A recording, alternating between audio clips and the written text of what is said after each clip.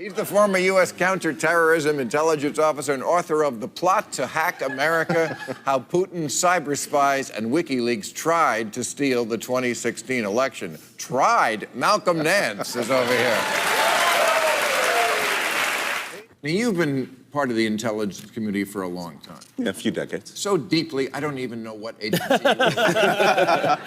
What agency were you with? I started out in naval intelligence and worked for the National Security Agency, and from time to time I was loaned to other people. Black guy that spoke Arabic. Loaned to other people. All right, so you know where the bodies are buried. I know where some of them are. Yeah, These are people looking when the for foreign intelligence spies. agencies are leaking like this, it seems like they are crying out that we don't want to do a coup. When Kennedy was president, he wasn't fucking around with the Russians, but he was fucking around. Yes, he was. The intelligence agencies, we don't know what happened to Jack Kennedy, but that was one theory, because they couldn't trust him, because he was fucking East German spies and mafia couriers. And they were like, this guy has a pussy problem, and this cannot stand. He is too much of a danger to America. Now, I feel like that's where the intelligence agencies are now.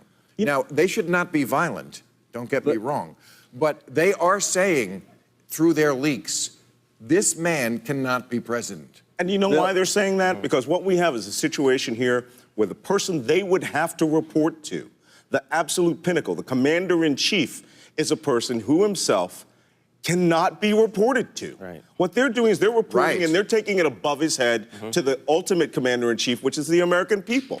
This is an act of patriotism. That is J. Edgar Hoover. That's J. Edgar Hoover, and you know what? All of us. Hoover. Yeah, Meaning using intel information to blackmail politicians to affect American policy. And that's Russia. That's Putin. No, Malcolm, you should be outraged to think, number one, that they're spying on an American person. Now, they can say, okay, he was collateral damage, that we were really spying on the Russian ambassador, but they do not have the right to disclose. He was a private citizen at the time, but you're not allowed to say that. You still cannot do that. I mean, that's the law. America is now in this place where we have watched other countries who we had our nose up about, Egypt and Turkey, places where we thought, oh, you know, the dictator is crazy, so the intelligence services, that's not really the best option. Oh, wait, it is the best option. They're like our last line of defense now.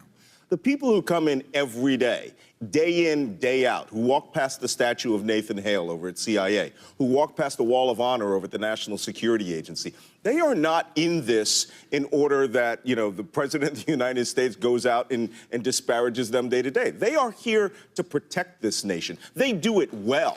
And what we're finding now is they are now in an act of self-defense for the nation. They are loyal to the Constitution, not the man. Are you saying that they all got together and they said, hey, we're so worried about this guy that we're going to start breaking the law ourselves? Yes. That's what you're saying. That's exactly what we're saying. But let me point this out first. The people in the intelligence agencies, by and large, are not liberals. No.